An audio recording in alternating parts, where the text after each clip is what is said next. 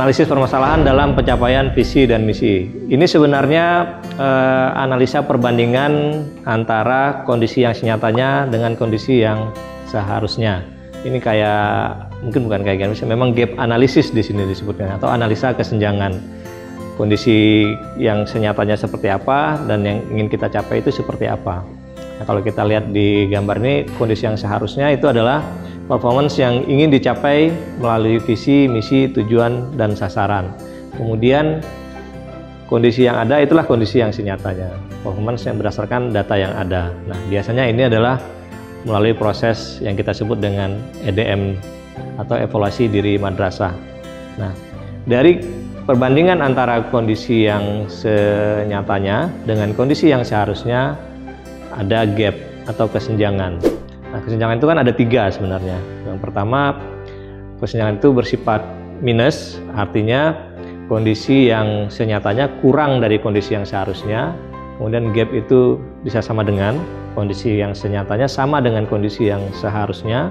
Kemudian bisa lebih, kondisi yang senyatanya sama dengan lebih tinggi dari kondisi yang seharusnya.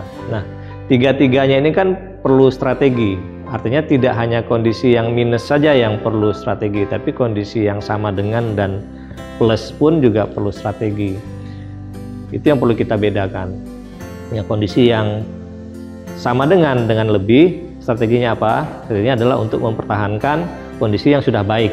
Sementara untuk yang kondisi yang kurang, nah ini harus kita identifikasi apa permasalahan dan penyebabnya. Nah, salah satu metode untuk identifikasi permasalahan dan penyebab ini bisa melalui analisa SWOT, di mana kelemahannya, gitu, di mana kelemahan, kelebihan, kekurangan kita secara internal atau eksternal.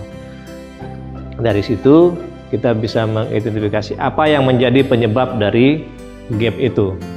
Kemudian dari identifikasi penyebab, barulah kita memunculkan program atau kegiatan apa yang harus kita lakukan untuk menghilangkan penyebab tadi, gitu. Jadi obatnya itu adalah di program dan kegiatan setelah kita mengidentifikasi penyebabnya. Bisa saja kondisinya sama, tapi penyebabnya berbeda antara satu madrasah yang satu dengan madrasah yang lain. Nah, itu kan memerlukan program kegiatan yang berbeda, jadi tidak bisa juga disamakan, gitu. Nah, itu yang perlu diidentifikasi oleh masing-masing madrasah.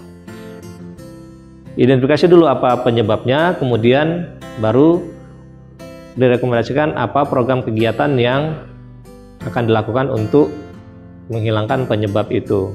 Nah, baru setelah itu kita identifikasi berapa dana yang dibutuhkan untuk melaksanakan program dan kegiatan itu. Nah, kalau program kegiatan itu dananya terbatas, nah itu yang harus dilakukan prioritisasi. Jadi ini alurnya, gitu ya, untuk diserahkan. Nah, proses semua ini itulah yang kita sebut dengan proses EDM dalam rangka menyusun RKJM, Rencana Kerja Jangka Menengah Madrasah. Ini juga bisa dilakukan untuk tahunan, tapi harusnya mulai dari yang 4 tahunan, yang dari rencana strategik tadi.